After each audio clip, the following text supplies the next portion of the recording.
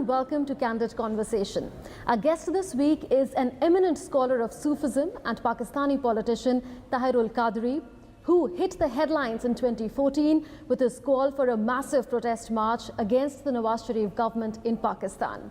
He is in Delhi to attend World Sufi Forum being hosted by India. Welcome, Mr. Qadri, to Candid Conversation.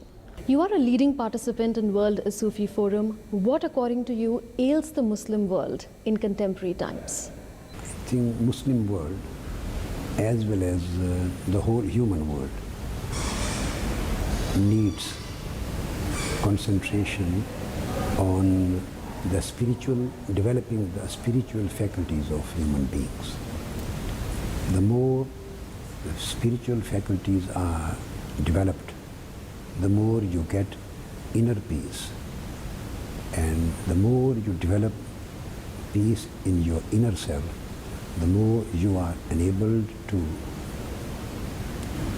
provide the peace to every single individual living in your neighborhood. This is what is lacking in our whole world. We have to concentrate on this particularly. Prime Minister Narendra Modi said while inaugurating the World Sufi Forum that out of the 99 names of Allah, not even one stands for violence. In a world that is plagued with terrorism and extremism, does Sufism provide an antidote to terrorism? Absolutely, yes. Sufism counters the narrative of terrorism. Sufism stands for uniting the mankind. Terrorism stands for dividing the mankind. Sufism expands your heart and creates space for every single creation of Almighty God. Respect for everyone, love for everyone, care for everyone. And terrorism is a self-centered, arrogant style of life which leads towards the cutting of necks and leads towards the segregation of people, division of the society, disintegration of society, whereas Sufism leads us towards integration and cohesion of society. So what would you say is the Sufism formula of life, and does Wahhabism distort the meaning of Islam? So Sufism is absolutely love, moderation, tolerance. As far as other aspect of interpretation of teachings which you have asked in your question, that leads the man towards narrowism, and narrow-mindedness leads one towards extremism. And extremism in any sort, in any kind, in any manifestation is not in the benefit of human beings. While majority of Muslims in the Indian subcontinent are Sufis, why is it that extremism has an upper hand in this region? No doubt that overwhelming majority in the whole Muslim world, not only this region, I'm talking of the Arab world and North African world, the whole of the Muslim world, overwhelming majority of the Muslim world are Sufi followers of Sufi path. But the question, why the terrorism and extremism is getting better space, there are different reasons behind that. One is theological.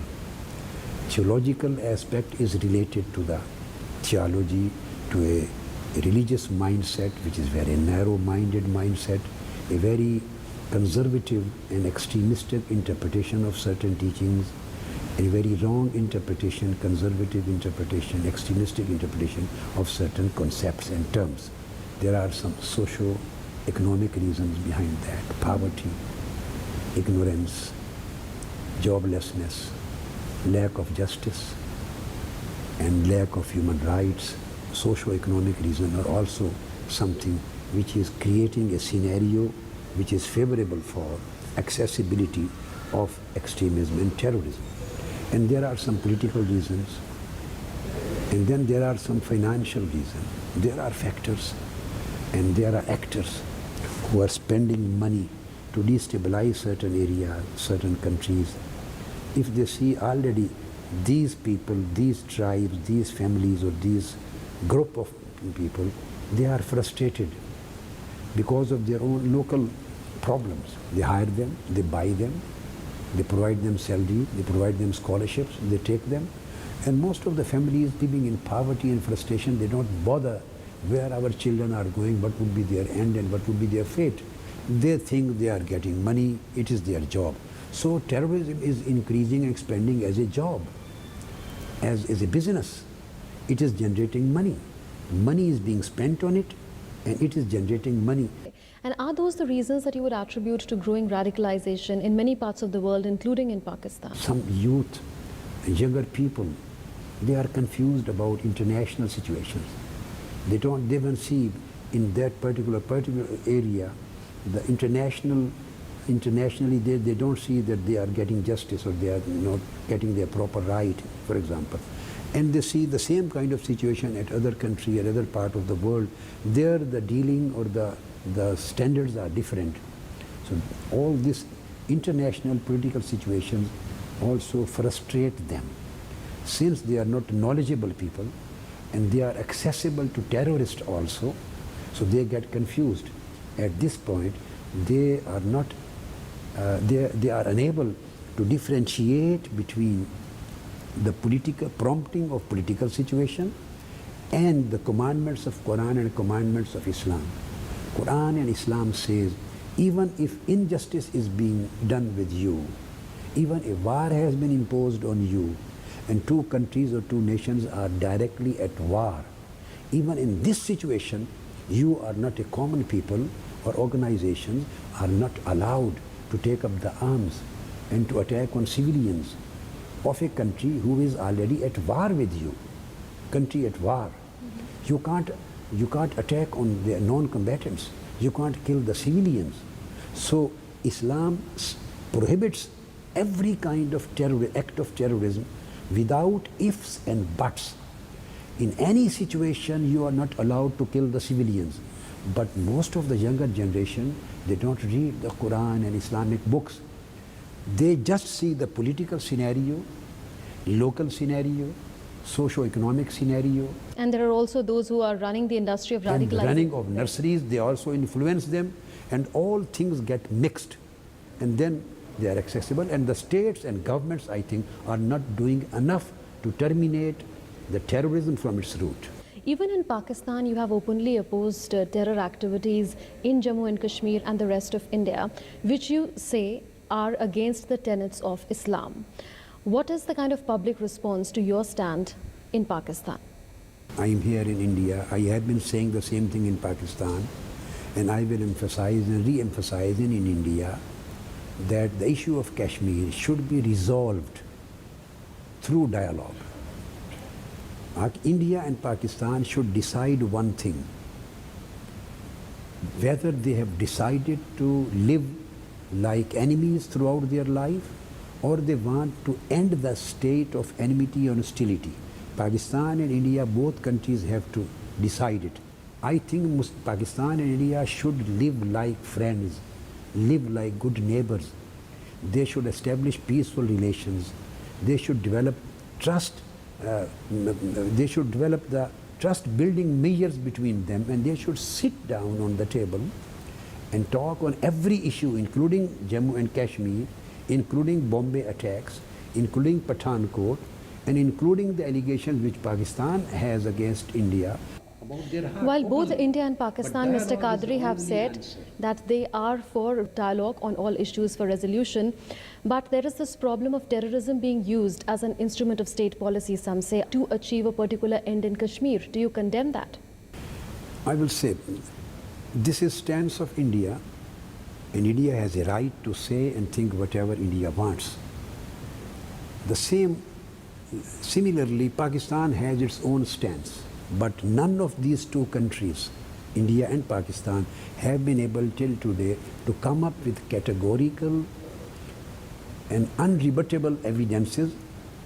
And if they have the evidences, they should sit down together. I will again say, sit down together and get rid of all this problem. That's what they've done as far as 2611 is concerned. Yeah. Several dossiers have been exchanged now.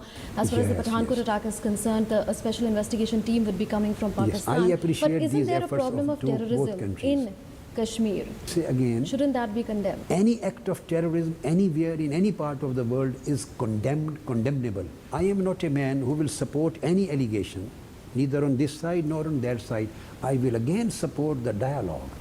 And dialogue not for the sake of dialogue. They should hold dialogue in order to end the hostility, in order to end the enmity. Both countries should spend their budget not on the militaries, on the disputed issues. Let them spend their budget on education. Let them spend their budget on economic growth. Let them spend their budget on alleviation of poverty. They should spend their budget on prosperity, on establishing peace and security for the whole region. I tell you, peace in Kashmir is in favor of India and in favor of Pakistan. Let be peace in Kashmir. Whatever solution India and Pakistan come up with it, it should be it will be in benefit of the Kashmir, in benefit of India, in the benefit of Pakistan, in the benefit of South Asia. I am in favor of dialogue. I won't support any kind of accusation or allegation on any side, because I want to remain neutral. I want to say them sit on the table of dialogue and say whatever you want to say. National security advisors of both the countries are discussing terrorism. Of late, we have seen that there are a lot of educated youth who are getting attracted to the Islamic State. What should be done to wean them away from such forces, and how can we de-radicalize those already in their net? Certain youth in different countries, not only in Pakistan and India, but in UK, in America, in Canada, in European world, in East and West, very small amount, but youth, a specific amount of youth are being influenced and attracted by the ISIS. What we are required to do, states should come together. They should join the hands and they should fight against ISIS to terminate them, to terminate their roots. This is a joke. To me, the war on terror, in which way we are fighting for the last 2 or 3 decades, this is not more than a joke. How these small movements and groups of peoples, how they become large and big problem, and they become very big organization. Who supports them? Who provides them facilities to develop? Who provides them an atmosphere, an environment to prosper? Who provide them opportunities to live and to develop and to attack and to do whatever they are doing? All states, whether Muslims or non-Muslims, secular or religious, they should get together. This ISIS, this is an enmity of all mankind. They are enemies of mankind. They are enemies of Islam. They are enemies of every religion. They are enemies of every human society. No room should be provided or should be allowed for any kind of terrorism. And terrorism, you can't finish it unless you terminate extremism. So we have to address the issue at the level of extremism. Ideological extremism, political extremism, linguistic extremism, territorial extremism, theological extremism, political, any kind of extremism. This leads to terrorism. And we have to address, and terrorism, let me explain, is not an Islamic phenomena. It has nothing to do with Islam. Absolutely. It has nothing to do with any religion. Terrorism itself is a religion. Kill mankind, it has become a religion. Nonsense. All religions have to get together. Our states and societies should get together to fight against terrorism, because this would be a holy war in order to save the life of mankind. On that note, we'll take a break in Candid Conversation. Today we are in conversation with Pakistani politician, cleric, a leading voice on Sufism, Tahir Qadri, who is in India to attend the World Sufi Forum, that is spreading the message of peace and coexistence and countering radical and violent interpretations of Islam.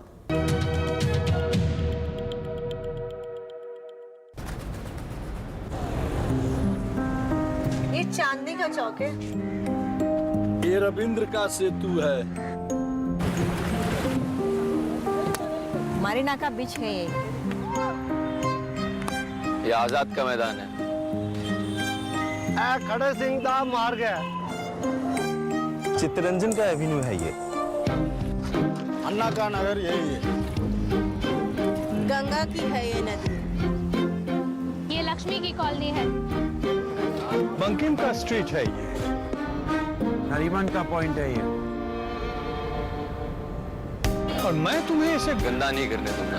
यहाँ कचरा नहीं फेंकने दूंगी, पान नहीं थूकने दूंगा। केले का छिलका नहीं फेंकने दूंगी। अगर एक बार 125 करोड़ देशवासी तय कर ले कि मैं गंदगी नहीं करूंगा, तो दुनिया की कोई ताकत नहीं है जो हिंदुस्तान को गंदा कर सके। स्वच्छ भारत, एक कदम स्वच्छता की ओर। उंगली थाम के जिसने चलना सिखाया, कड़ी मेहनत करके हमको पढ़ाया, हमारी खुशियों को अपनी खुशी बनाया, जिंदगी के हर सुख दुख में जो एक साया बनकर साथ रहे, ढलती उम्र में इन्हें अकेला ना छोड़ें। ध्यान रखें, माता पिता एवं वरिष्ठ नागरिक भरण पोषण एवं कल्याण अधिनियम 2007 के तहत माता पिता की देखभाल करना हमारा कर्तव्य है और उनको बेसहारा छोड़ना एक दंडनीय अपराध है। सामाजिक न्याय और अधिकारिता मंत्रालय, भारत सरकार द्वारा जनहित में जारी। I'm Ishmi. I'm a teacher, but I'm an Indian first. I'm proud to help educate India. I pay my taxes to help build India. I'm Imtiaz. I'm a doctor, but I'm an Indian first. I'm proud to contribute to make India healthy and strong. I pay my taxes to help build India. I'm Indranil. I'm an engineer, but I'm an Indian first. I'm proud to contribute to digital India. I pay my taxes to help build India. I'm Irene. I'm a businesswoman, but I'm an Indian first. I'm proud to contribute to the Make in India mission. I pay my taxes to help build India. We are Indians. We pay our taxes and are proud to help build India. You too can contribute. If you haven't paid your advance tax yet, or haven't filed your return for assessment year 2014-15 and 2015-16 yet, then please do so latest by 31st of March 2016. किशोर अवस्था हम सब की जिंदगी का बहुत ही अहम पड़ाव होता है, जिसमें हम सब बहुत ही महत्वपूर्ण शारीरिक और मानसिक बदलावों से गुजरते हैं। इस उम्र में खून की कमी यानी अनीमिया काफी आम है, जिसके कारण कमजोरी, चिड़चिड़ापन और थकान जैसी शिकायतें आती हैं। सप्ताह में एक बार IFA की नीली गोली लेना किशोर अवस्था में विकास के लिए सहायक होता है। ये नीली गोली शासकीय शालाओं, आंगनबाड़ी केंद्रों और शासकीय स्वास्थ्य संस्थाओं में निशुल्क मिलती है। मैं आशा करती हूँ कि आप सब किशोर और किशोरियां साप्ताहिक IFA की इस नीली गोली का सेवन जरूर करेंगे। बहुत बहुत बधाई हो, आपने अपने बच्चों को पोलियो से बचा लिया।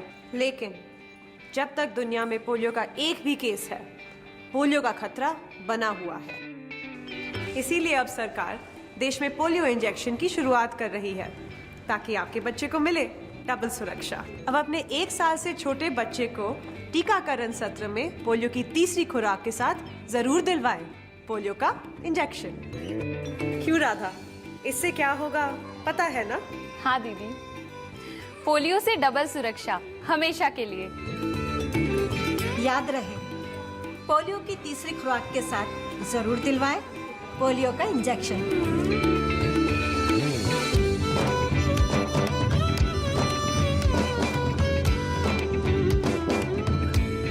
अधिक जानकारी के लिए अपने पास के स्वास्थ्य केंद्र, ANM या आशा दीदी से संपर्क करें। उंगली थाम के जिसने चलना सिखाया, कड़ी मेहनत करके हमको पढ़ाया, हमारी खुशियों को अपनी खुशी बनाया, जिंदगी के हर सुख दुख में जो एक साया बनकर साथ रहे, ढलती उम्र में इन्हें अकेला ना छोड़ें। ध्यान रखें, माता पिता एवं वरिष्ठ नागरिक भरण पोषण एवं कल्याण अधिनियम 2007 के तहत माता पिता की देखभाल करना हमारा कर्तव्य है और उनको बेसहारा छोड़ना एक दंडनीय अपराध है। सामाजिक न्याय और अधिकारिता मंत्रालय, भारत सरकार द्वारा जनहित में जारी। मैं अमिताभ बच्चन आज आपके सामने वो कहने जा रहा हूं जो मैंने पहले कभी नहीं कहा। मैं एक रोगी, हेपेटाइटिस बी का रोगी। 1982 में कुली फिल्म की शूटिंग के दौरान मेरे साथ एक दुर्घटना हुई। ऑपरेशन करवाना पड़ा और मेरे शरीर में 60 बोतल खून चढ़ाया गया। खून का कोई एक सैंपल हेपेटाइटिस बी इन्फेक्टेड था, जो मेरे लिवर तक पहुंच गया। कई सालों बाद आम जांच के दौरान जब इसका पता चला, तो मुझे यह भी पता चला कि मेरा 1/4 लिवर ही बचा हुआ है। लेकिन सही इलाज के बाद आज मैं आपके सामने खड़ा हूं और काम कर रहा हूं। हेपेटाइटिस बी से बचने का पहला उपाय है शिशु के जन्म पर पहला टीका लगवाएं और पहले साल में 3 और नियमित टीके लगवाएं। ये आपका पहला कदम होना चाहिए। मुफ्त टीकाकरण के लिए अपने पास के स्वास्थ्य केंद्र जाएं और पूरी जानकारी लें। देखिए, ये जो हेपेटाइटिस बी है, इससे हम डरेंगे नहीं, लड़ेंगे।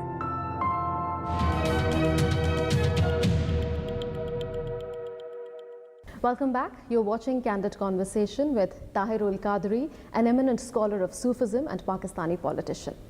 Mr. Qadri, if Sufism is the antidote to terrorism, then what should be done to popularize Sufism? Because we understand that the ideology of Sufism is under threat because several shrines of Sufis and several Sufi mosques have been under attack the world over. Sufism is a great message. It is not the legacy of Islam only. This is legacy of Indian culture too. You see in Bhagavad Gita, you see in Vedas, and you see in other their own yogas and their own ways, and you see in Buddhism, you see in Christianity. So this core message of Sufism, message of love, message of mutual respect, message of accommodation, message of tolerance. How will this message be popularized so that the impact of such forums do not visit? This is a common message of all religions. This should be popularized. I think media, first of all, should create a room for this message. Governments should concentrate on propagating and providing their moral support to strengthen this kind of message. This message should be heard all over the world. Whenever an act of terrorism takes place, it is highlighted all over the world because this is a killing, act of bloodshed, act of bomb blast. So it takes place, it creates news. When you talk of any message, Sufistic message, the message of love, the message of peace, the message of generosity, the message of mutual respect, when you talk of humanistic message, it doesn't get space in the media. We should include the Sufism and Sufistic message along with counter-terrorism, message of counter-terrorism and peace and security, and de-radicalization as a full-fledged science, as a full-fledged curriculum, as a full-fledged subject. It should be taught in schools, up to universities. It should be taught in the madrasas and mosques, up till the higher levels of education. Everyone should be taught according to the legacy and traditions of its own faith and its own religion. It should get more importance. So media and education system, you are saying, should play a role.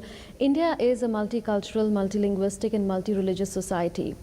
Can it become a role model for the Islamic world as far as coexistence is concerned?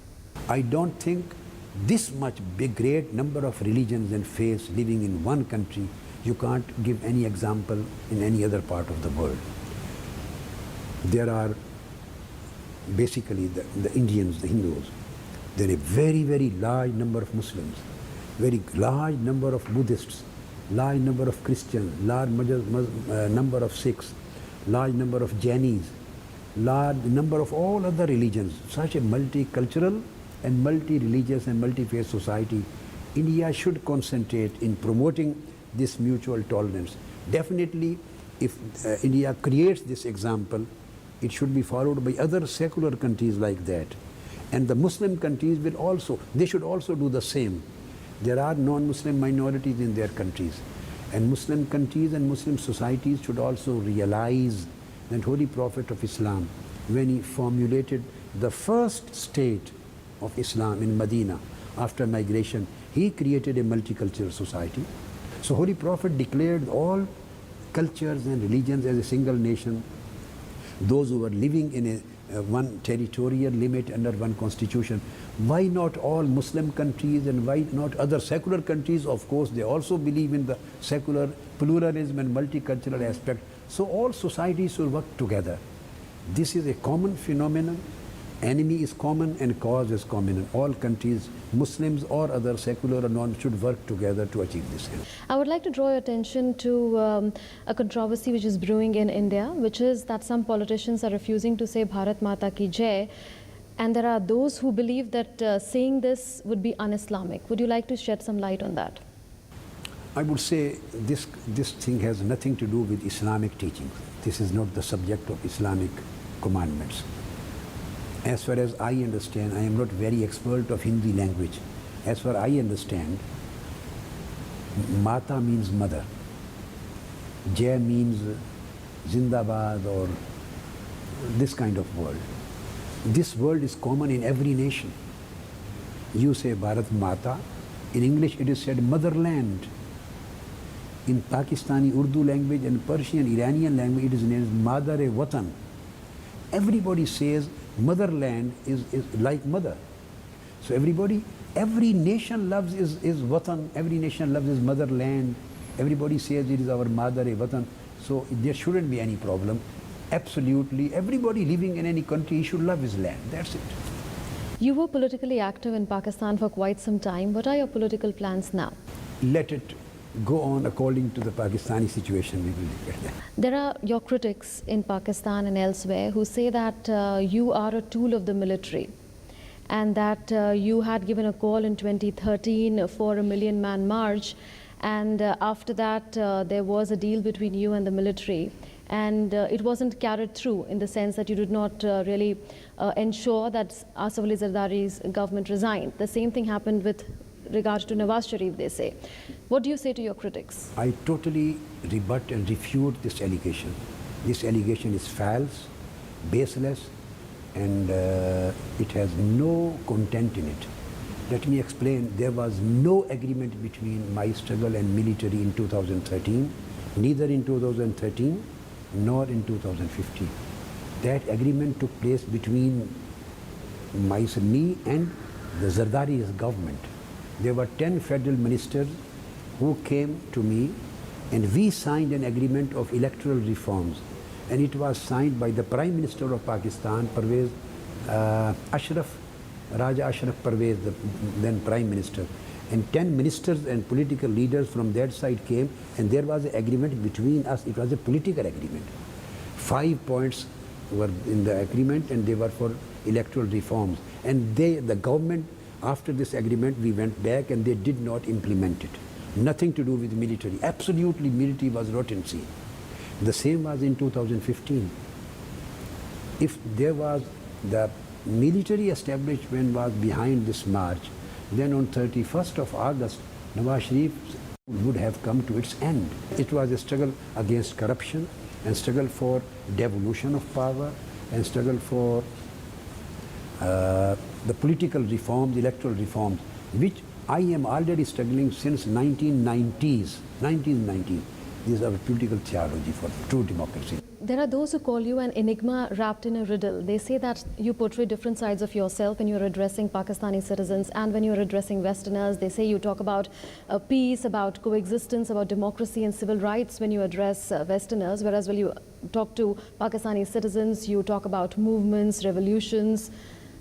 What would you say to them? I would say all movements and revolutions means democratic revolution, educational revolutions, moral revolutions, revolution against corruption, revolution against injustice, revolution for restoration of human rights. Revolution means a change, nothing else. You say industrial revolution, you say educational revolution, you say social revolution, we say constitutional revolution, we say legal revolution. There is revolution in school, there revolution is culture. Revolution means a change. So I am always pro-change, I am always pro-revolution, but my revolution is always peaceful, for human rights, for alleviation of poverty, for empowerment of women, for empowerment of poor, for empowerment of weak, to create equality for everyone, to create equal opportunities for all people, against concentration of this wealth and corruption, against corruption. So if this is some kind of wrong revolution and this changes the address in West and East, so I would say yes, and if it is a proper thing, I speak the same language wherever I am, whether I am in Pakistan or in India or in the West or East. I always speak one language and I have never changed my stand throughout my life. So you are saying there is no contradiction. It was absolutely a pleasure to speak to you, Mr. Qadri, on Candid Conversation. Thank you very much. Khwaja Moinuddin Chishti had famously said that a friend of God must have affection like the sun. When the sun rises, it is beneficial to all, and it does not discriminate between a Hindu, Muslim or Christian. That's the message of interfaith harmony and coexistence with which Sufi scholars have come to Delhi to attend the World Sufi Forum. Thanks for watching.